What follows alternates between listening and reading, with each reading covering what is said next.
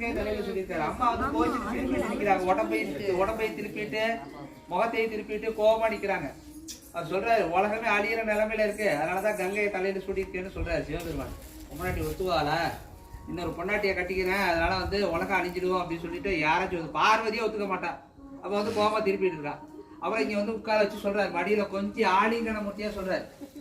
மடியில கொஞ்சம் ஆலிங்கன முட்டியா என்ன சொல்றாரு, என்னோட உடம்புல பாதி உனக்கு கொடுத்துருக்கேன்டி அப்படின்ற. அப்பதான் நம்ம சிரிக்குது கொஞ்சம் சொல்லும் போது. அப்ப இந்த கணவன் மனைவி சண்டை வரும்போது இந்த சுவாமியை வணங்கும் போது கணவன் மனைவி சண்டை வராதான். யார் யார் வணங்குறா, நிறைய பேர் வணங்குறாங்க, நிறைய பேர் வணங்குவாங்க. அதுக்காக அப்படியே பார்த்தேன். நிறைய பேர் இல்ல, சண்டை இல்லைன்னா குடும்பமே இல்ல. இந்த பிரச்சனையே கிடையாது. எனக்கு காலைல 6 மணிக்கு டிஃபன் கொடுத்தாங்கன்னா நைட்டு போடணும்னு டிஃபன் சாப்பிட்டு படுத்துருவேன். எனக்கு சண்டே வராது. சாமியை வணங்க வேண்டிய அவசியமே எனக்கு கிடையாது. வீட்டுல